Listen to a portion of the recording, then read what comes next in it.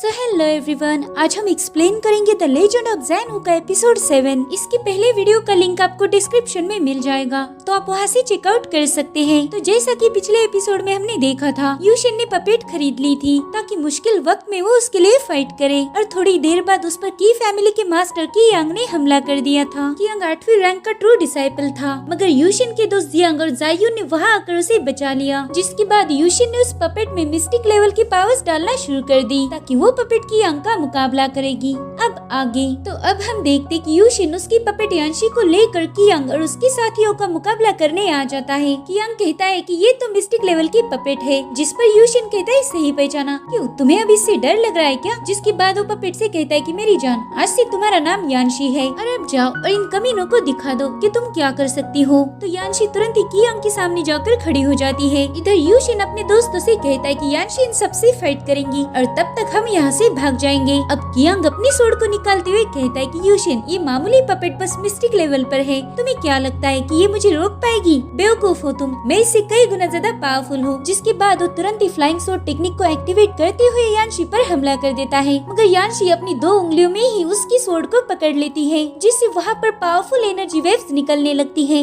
ये देखकर कियांग भी हैरान था कि ये कैसे हो गया। अब यांशी उसकी सोड को बड़ी आसानी से तोड़कर उसे पीछे ढकेल देती है। ये देखकर यूशिन के दोस्त उसे घूरने लगते हैं कि ये क्या ही बवाल चीज बना दी हमारे भाई ने। जिसके बाद कियांग अपनी पावर्स को यूज करते हुए एक स्पिरिचुअल पगोडा समन करता है, जो सीधे यांशी को क्रश करने आ रहा था। वो भी बहुत ज्यादा पावरफुल वेपन था। अब कियांग उसकी मदद से यांशी को उसके नीचे क्रश करने की कोशिश करता है, मगर यांशी तुरंत ही अपने पंच से उसे रोक लेती है, जिससे वहाँ पर एक पावरफुल एनर्जी रिलीज होने लगती है और फाइनली यांशी उस पगोडा को कियांग की तरफ वापस फेंक देती है, जिससे वो सीधा घुटने पर आ जाता है। अब यांशी थोड़ा अपनी पावर्स को शो करने लगती है। वो हवा में फ्लोट करते हुए फ्लाइंग फ्लावर सोड फॉर्मेशन बना लेती है। ये देखकर कियांग के साथी समझ जाते हैं कि अब तो यहाँ से भागने में उनकी भलाई है, मगर यांशी ऐसा नहीं होने देती। वो उन सभी पर सोड से अटैक करके उन्हें घायल करना शुरू कर देती है। कियांग ये देखकर काफी हैरान था, उसे समझ नहीं आ रहा था कि वो यांशी का मुकाबला कैसे करेगा, और फिर वो भी जमीन पर गिर जाता है। वेल, उस पर भी यांशी ने अटैक किया था। जियांग ये देखकर हैरान था। वो कहता है, यार मुझे भी ऐसी पपेट चाहिए, ये तो बहुत काम की चीज साबित हुई। जिसके बाद यूशिन कहता है, चलो अब हमने यहाँ से निकलना चाहिए। जिस पर जियांग कहता है, रुको मेरे भाई, इनाम नहीं लेना क्या तुम्हें? जिसके बाद ये लोग उन सभी बेहोश हुए डिसाइपल के स्टोरेज बैग चुराने लगते हैं। वेल, ये तो इनकी पुरानी आदत थी। जिसके बाद हम देखते कि यूशिन अपने नए घर आ चुका है। वो डिसाइपल से चुराया हुआ ट्रेजर चेक करने लगता है। उस ट्रेजर को गोल्ड में डाल देता है और फिर ट्रू फायर की मदद से उसे रिफाइन करने लगता है, मगर उसमें तो कुछ भी नहीं हो रहा था। इसलिए यूशिन उस गोल्ड को ओपन करके देखता है। तभी उसमें से गोल्डन एनर्जी बाहर आकर उसके माइंड में चली जाती है और उसे एक विजन दिखाती है। वो जंगल से गुजर रहा है और तभी उसके सामने एक डिसाइपल की ऑरा आ जाती है। वो अपनी सोड निकालकर यूशिन पर हमला करते हुए कहता है, वर्ड बिहेडिंग्स, और तभी यूशिन उस विजन से बाहर आ जाता है। वो कहता है कि ये तो एक सीक्रेट मूव है जिसका नाम है वर्ड बिहेडिंग्स, तो तुरंत ही उसकी प्रैक्टिस करने लग जाता है। तभी वहाँ पर शुएंग आ जाती है। वो देखती कि यूशिन वर्ड बिहेडिंग्स बोल बोल के जमीन पर अपनी सोड पटक रहा है, मगर तभी यूशिन को कमजोरी फील होने लगती है, इसलिए शुएंग तुरंत ही उसे संभालने चली जाती है। वो कहता है, मास्टर मुझे क्या हो रहा है? तो बताती है कि शायद ये तुम्हारी मूव की वजह से हो रहा होगा। वैसे तुम क्या प्रैक्टिस कर रहे थे? लेकिन यूशिन उसे कुछ बता पाए इससे पहले वो कहती है कि वो जो कोई भी मूव हो तुम्हें इसे प्रैक्टिस नहीं करना है, समझ गए तुम? फिलहाल तुम उसके लिए रेडी नहीं हो। जिस पर यूशिन कहता है, ठीक है मास्टर, आप जो सही समझे मैं वही करूँगा, मगर आप यहाँ पर क्या कर रही हो? तो बताती है कि मैंने सुना कि तुम्हारी कियांग के साथ लड़ाई हो गई थी और तुम पपेट का यूज करके वहाँ से भाग गए। तुम इतने डरपोक कैसे बन गए यूशिन? जिस पर यूशिन शर्माने लगता है। वो कहती, कोई बात नहीं, अब मुझे पता चल चुका है कि तुम्हें कैसे ट्रेनिंग देनी है। जिसके बाद उसे जबरदस्ती उठाकर अपने साथ ले जाने लगती है, जैसा कि वो हमेशा से करती आई है। फिर वो यूशिन को एक जगह लाकर पटक देती है। वो जगह थी मॉन्स्टर फॉरेस्ट। यूशिन कहते, मास्टर अब ये मत बोलना कि आप मुझे यहाँ पर बीस के साथ फाइट करने लाई हो। तो वो कहती, देखो तो कितने प्यारे फॉक्सेस है। यूशिन कहता है, ये प्यारे नहीं, ये बहुत खतरनाक है, इन्हें विंड फॉक्स बोलते हैं। मैं तो इनके साथ कभी लड़ने नहीं वाला, ये बहुत नाखून मारते हैं। मगर शुएंग कभी उसकी बात सुनती है जो आज सुनेगी। वो तुरंत ही यूशिन को पहाड़ से नीचे धक्का दे देती है और वो बेचारा उन फॉक्सेस के सामने धड़ाम से गिर जाता है। वो इरिटेट होकर पूछता है कि मास्टर आप क्यों ही मुझे हमेशा फंसाती हो? जिस पर शुएंग कहती कि मैंने तुम्हारी कियांग के साथ फाइट सेटअप की है। आज से 5 दिनों के बाद तुम दोनों फिंगर डाइस पर एक दूसरे का मुकाबला करोगे और मैं चाहती हूँ तुम वो फाइट जीतो। अगर तुम नहीं चाहते हो कि लोग तुम्हें डरपोक समझे तो तुम्हें प्रैक्टिस करनी होगी ताकि तुम कियांग का मुकाबला कर पाओ। तो चलो अब जल्दी से इनके साथ फाइट करो। तब तक विंड फॉक्स यूशिन की तरफ भागने लगते हैं और वो उनसे बचने के लिए इधर उधर जंप मारने लगता है, मगर वो फॉक्सेस बहुत तेजी से उस पर हमला करने लगते हैं। वेल इनका नाम विंड फॉक्स था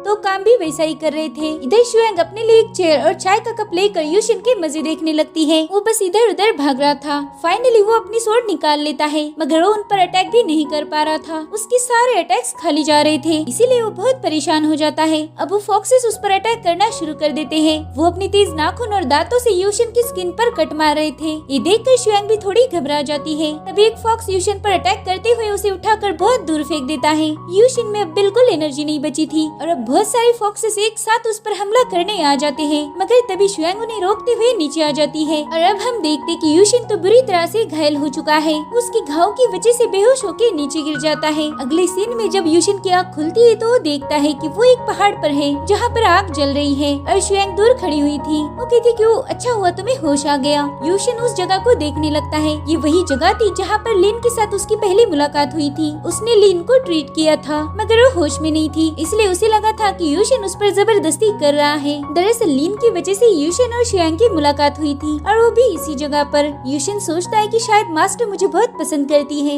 इसलिए मेरे साथ अच्छा बर्ताव करती है। तब तक शुएंग उसके पास आ जाती है और वो तुरंत ही उसे नीचे लिटा देती है और फिर वो उसके ऊपर आकर उसके गाल पर उंगली लगाती है। तो यूशिन शर्माती हुई पूछता है कि मास्टर ये आप जो कुछ भी कर रही हो क्या ये सही है? तो कहती हाँ पागल, इसमें क्या गलत है। वो अपनी फिंगर उसकी गालों पर से होठों पर और फिर नीचे ले जाने लगती है। अब उसका ये सब चल ही रहा था।